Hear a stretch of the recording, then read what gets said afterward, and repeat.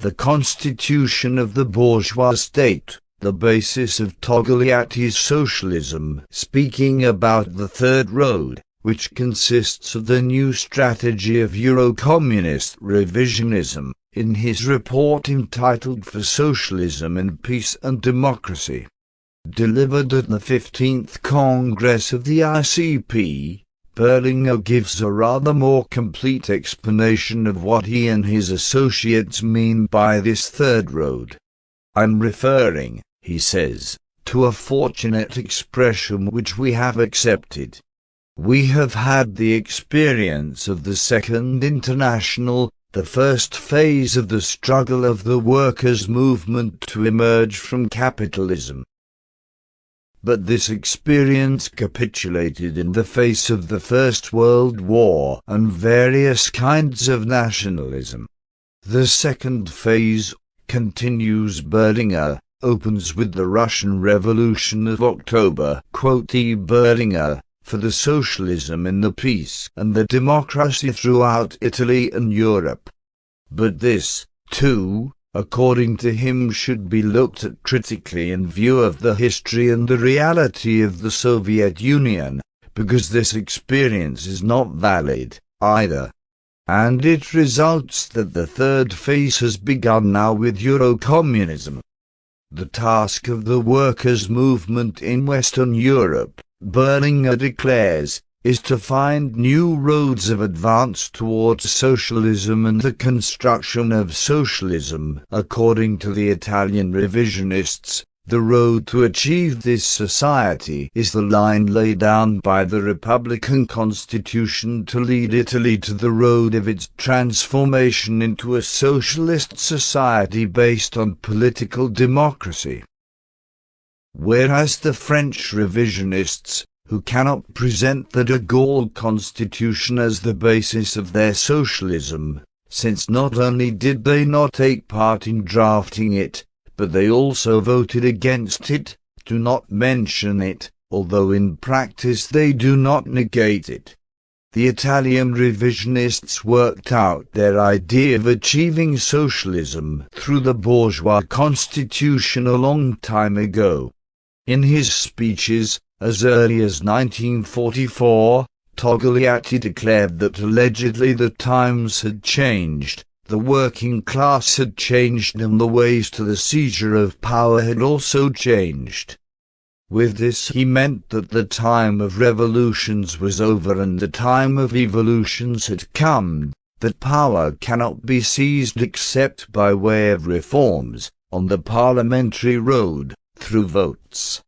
Later, at the meeting of the CC of the Italian Communist Party on June 28, 1956, immediately after the 20th Congress of the Communist Party of the Soviet Union, Togliatti said, "We must foresee a socialist advance which takes place precisely on the terrain which the Constitution determines and envisages, which is the terrain of democratic freedoms and progressive social transformations. This constitution is not yet a socialist constitution, but since it is an expression of a broad unitary movement of rejuvenation, it differs profoundly from the other bourgeois constitutions, and represents an effective base for the development of Italian society on the road towards socialism. That the Italian constitution differs, for example, from the constitution of the time of the monarchy and fascism, that a series of democratic principles figure in it, this is understandable, because these principles have been imposed on it by the struggle of the working class and the Italian people against fascism. But the Italian constitution is not the only one which contains such principles. After the Second World War, the bourgeoisie in all the capitalist countries of Europe tried, to this or that degree, to outflank the working class by giving it certain rights on paper and taking them away in practice. Those things which the Italian constitution envisages are formal freedoms and rights which are violated every day by the bourgeoisie. For example, it envisages a certain restriction of private property.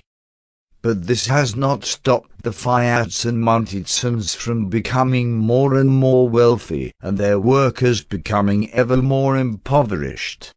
The Constitution envisages the right to work, but this stops neither the capitalist employers nor their state from throwing about 2 million people out of work.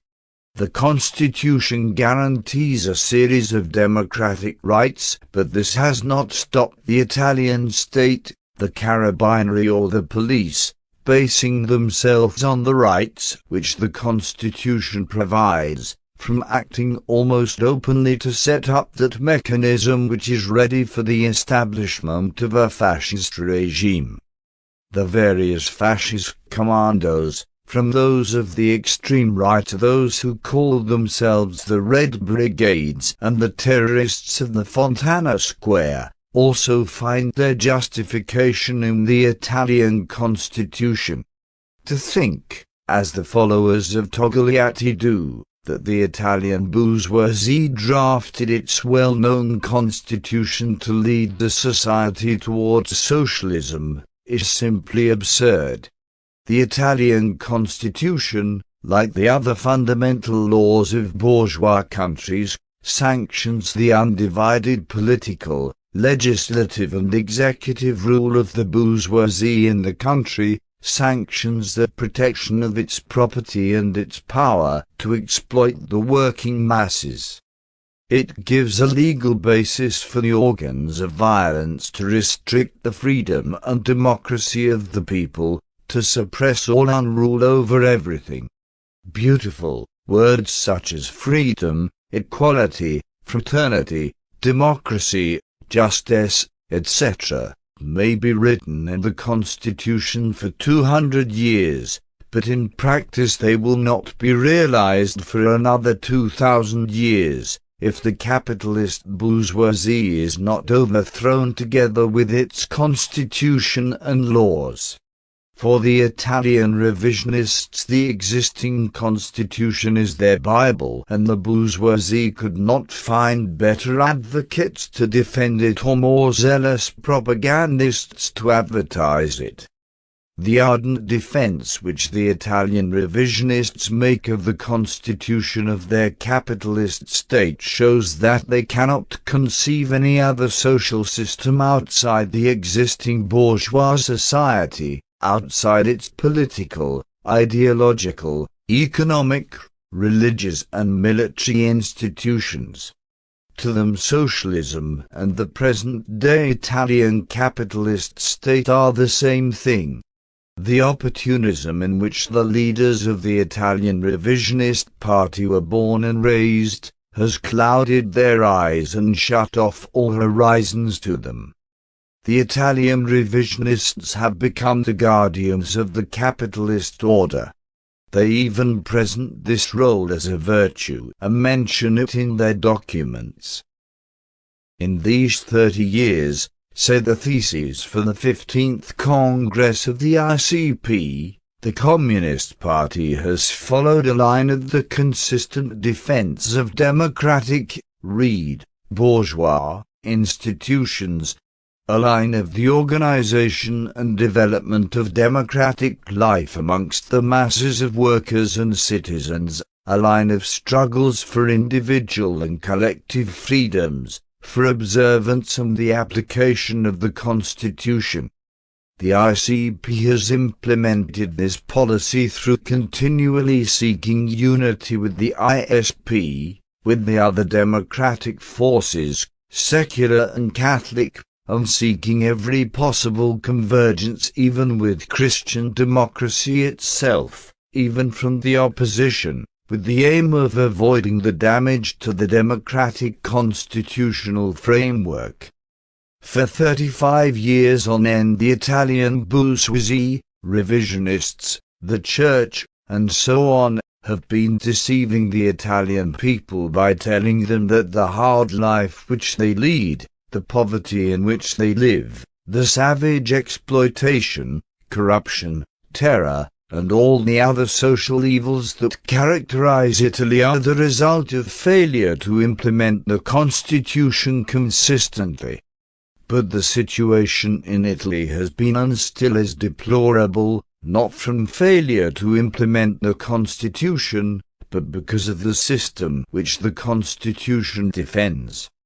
The present situation is the result of the whole development of Italy after the war. Italy, which suffered the evils of the royal regime of the Savoy dynasty, which experienced the horrors of the fascist regime, which came to know the economic poverty and moral and political degeneration which this regime brought, which suffered the devastation of the Second World War, came out of this war economically ruined and entered a grave political and moral social crisis which continues to this day. After the end of the war, Italy was turned into chaos, but also into a circus, in which the role of acrobats and clowns was played by the new hierarchs decked out in the robes of reconstituted parties with brilliant titles such as Socialist, Social Democrat, Christian Democrat, Liberal, Communist, etc. One posed as the continuer of the party of Gramsci, the other of Don Sciso, the one of Croce, the other of Mazzini. From a country of silence and closed mouths, which Italy was in the time of fascism, it turned into the country where a deafening clamor is traditional. If American capital has got one foot in the door in the different countries of Europe, it has both feet firmly planted in Italy. This has occurred because the bourgeoisie of that country is more degenerate, more cosmopolitan, more unpatriotic, and more given to all-round corruption. The Christian Democrats have always held the reins of Italy in their hands. The other bourgeois parties also want their share in this bargaining, where everything, including Italy itself, is up for sale, wholesale and retail. The innumerable frequent changes of governments are an expression of the struggle for power, of the competition and rivalry between parties. Changes are made, but the Christian Democrat Party always remains the pivot which takes the lion's share. The Christian Democrats have proved to be skillful tightrope walkers in the formation of ministerial councils, giving their rivals carefully measured rations of authority and leaving the impression that they are and are not the incontestable rulers of the country.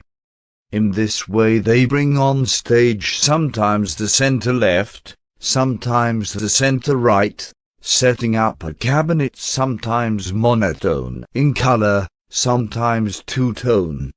All these are conjurers' tricks to show that they are allegedly finding a solution to the chaos, poverty, hunger, unemployment, to the terrible all-round crisis the country is in. At present all sorts of crimes are flourishing in Italy. The new fascism has organized itself in parliamentary parties and possesses countless terrorist squads and groups, which the Italians call the lambs of the General Secretary of the Fascist Party, Almirante. The criminal mafia has its claws deeply implanted everywhere, and crime, thefts, murders, kidnappings, have been raised to a modernized industry. No Italian is certain of tomorrow. The army, the carabinieri and the organs of the secret police have become so inflated that the country can hardly breathe. They have been increased allegedly to defend the people and the democratic order from the members of the ultra-left and ultra-right brigades. But the truth is that without these organs, the big thieves and murderers who occupy the soft seats in Parliament or in the staffs of the army, police, etc., could not protect themselves. At the same time, Italy is up to its ears in debt, while its currency is one of the weakest of all the currencies of the countries of Western Europe. Today it is called the sick man of the European Nine.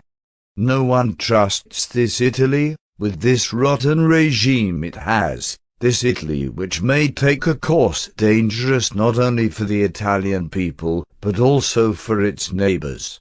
The various Italian governments, not to mention the period of Mussolini fascism, have in general maintained unfriendly stands towards Albania, either openly or in disguise.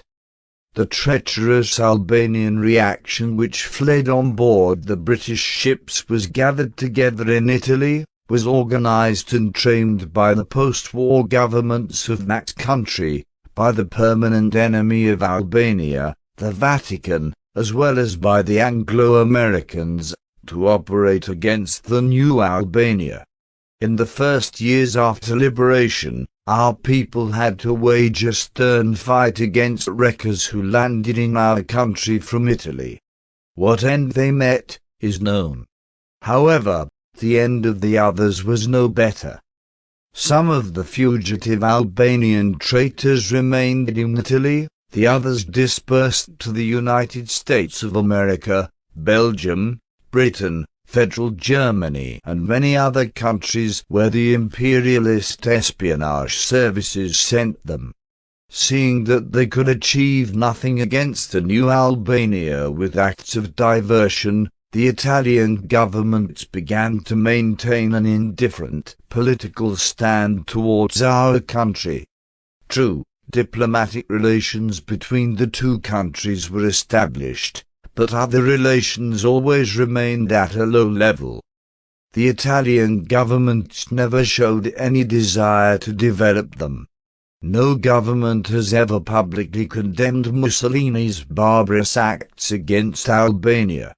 However, these governments did interest themselves in taking the bones of the Italian soldiers killed by our partisans during the National Liberation War from their graves, and sent them to Italy to consecrate them as heroes who had fought for the greatness of Italy, and every year they pay homage to them. Most of the Italian press rarely publishes any positive article about Albania. It has distinguished itself above all the world press for its stand of denigration and misinformation about our country. The stand of the Italian revisionists has not been and is not any different from this stand of the government leaders and the press of Italy. In 1939, the leaders of the Italian Communist Party stood back and watched the fascist armies which were going to rob a small neighboring people of their freedom. They did not prove to be even at the level of the Italian socialists, who condemned the imperialism of their country at the time of the War of Vlora in 1920.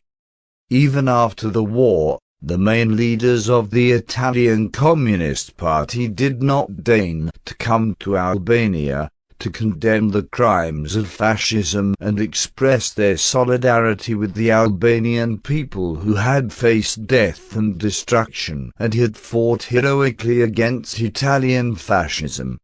The Italian Communist Party fought and is fighting to eliminate the revolutionary spirit from its members and the Italian proletariat, to foster the idea of class conciliation and wipe out all thought of seizing power from the hands of the capitalists through violence.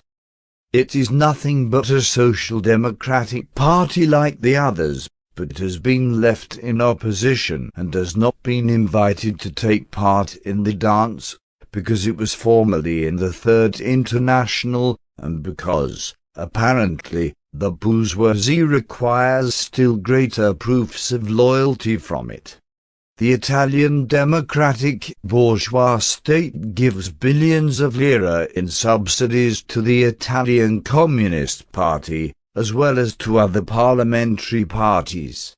However, the revisionist party also has other large sources of income from trading companies, as well as from various subsidies in the form of commissions. It has its aristocracy and its plebs. The aristocrats are the deputies, senators, chairmen and councillors of municipalities and the permanent functionaries. The 10th Congress of the Italian Communist Party, which was held in 1962, codified the ideas of Togliatti, his social democratic line and open departure from Marxism-Leninism. Togliatti was a reformist intellectual, and this is what he remained to the end of his life, up till the Testament of Yalta, in which he re-emphasized his polycentrism and pronounced himself in favor of the pluralism of parties allegedly to go to socialism, of the freedom of religion, freedom of speech, human rights, etc. This was the road of the so-called Italian socialism. The 10th Congress presented the Italian road to socialism as an original road, as a new development of Marxism, as a superseding of the teachings of the October Revolution and the experience of all the socialist revolutions up to that time. In reality, it was the road of structural reforms, the revisionist, opportunist road adopted to suit the needs and the situation of Italian monopoly capital. According to the theory of structural reforms, the transition to socialism will be made through gradual reforms which will be forced from monopoly capital in a peaceful way. These gradual reforms will be made only by means of parliamentarianism, through power of the vote, regardless of the fact that the capitalist monopolies have in their hands the wealth of the country, the weapons, and the running of parliament and the administration. According to the Italian revisionists, the reforms of socio-economic structures which it is allegedly possible to carry out within the framework of the bourgeois state will wipe out exploitation and class inequalities and will make it possible to gradually overcome the gap between those who rule and those who are ruled, and move towards the complete liberation of man and society. The Italian revisionists have slipped completely into the positions of trade unionism and social democracy. They restrict the workers' struggle merely to economic and democratic demands, and think that the consequences of the capitalist order can be avoided while leaving this order intact. However, history has proved this to be utopian, because the consequences cannot be eliminated without eliminating their causes, which lie in the capitalist system itself. Now the Italian revisionist chiefs themselves accept this open transition to the positions of social democracy, and indeed they even boast that they have been able to take this historic step. At the recent Congress of the Italian Communist Party, Enver, the former chairman of the Italian Parliament and member of the leadership of the party, declared, "We have much to learn from social democracy." It is true that the leaders of the Italian revisionist party are still young pupils, compared with the old social democratic professors, in revising Marxism-Leninism and in the struggle against the revolution. However, they can be considered their equals in their unrestrained zeal to serve the bourgeoisie unconditionally and in a servile manner. The Italian revisionists can preach night and day, can foam and shout in all the squares and pray in all the churches of Italy, but they will never be able to achieve their reformist dreams of the transition to socialism through Parliament, the Constitution and the bourgeois state. the follow-on from Togliatti's line of structural reforms, has now become the historic compromise with the bourgeoisie, proclaimed by Berlinguer. This slogan, with which the Italian revisionist leadership is now comforting itself, was launched precisely at the time when the Italian capitalist bourgeois state was in a very deep crisis. Through the historic compromise, the Italian Communist Party offered Christian democracy, the representative of big capital and the top clerical hierarchy, its cooperation in order to get out of this situation and rescue this state. Berlinguer's historic compromise is the continuation of the old orientations of the Italian Communist Party, which immediately after the war sought participation in the bourgeois state and unification with the socialists of Nini. It is the continuation of its notorious flirtation with the then chairman of the Christian Democrats, Alcide de Gasperi. It is the hand of friendship of Togliatti long ago offered to the Catholics. Berlinguer turned this orientation from a tactic into a strategy.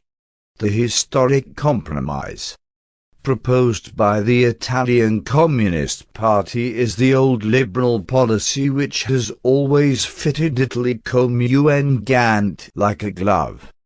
Berlinguer's historic compromise was an effort and a hope born under the influence of events in Chile. When the Italian revisionists saw that the socialist Allende was unable to remain in office without the cooperation of the Christian Democratic Party of Free, they thought that they, too, could neither come to power nor remain in office without the support and collaboration of the Christian Democrats.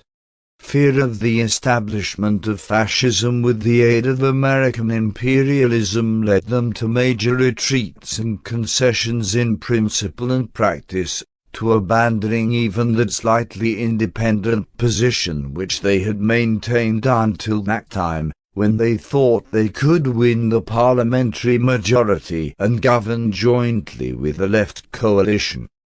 Since that time, in order to avoid the events of Chile and Italy, they accepted to play the secondary and subsidiary role in a coalition, no longer of the left, but of the right, together with the Christian Democrats.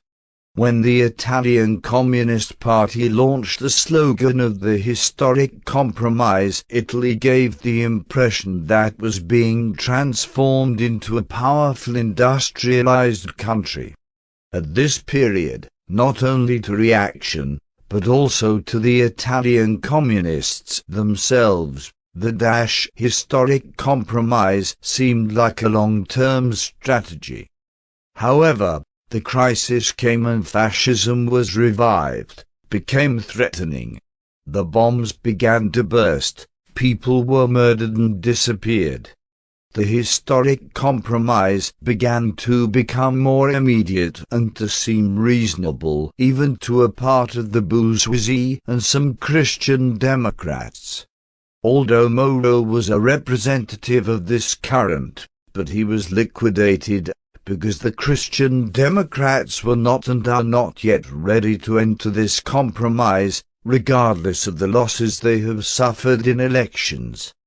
In the present crisis situation, the Christian Democrats have found some ways and forms of coordinating activities with the Communists on certain questions, at the trade union level and the party level, but still they are afraid of even an Italian Communist Party a grave elodorose.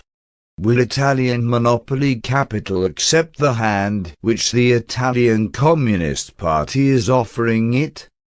It wants the revisionists to support the government in Parliament, to vote for its programme and laws, to come into the parliamentary majority, into the government majority, but not into the government, not into power, not into the centres where political decisions for running the country are taken. the United States of America has expressed its opposition to the presence of the European revisionists in the governments of the NATO member countries. The Italian bourgeoisie is carrying out this order of its patrons. Whenever parliamentary elections are held, the Italian Communist Party is faced with a great dilemma.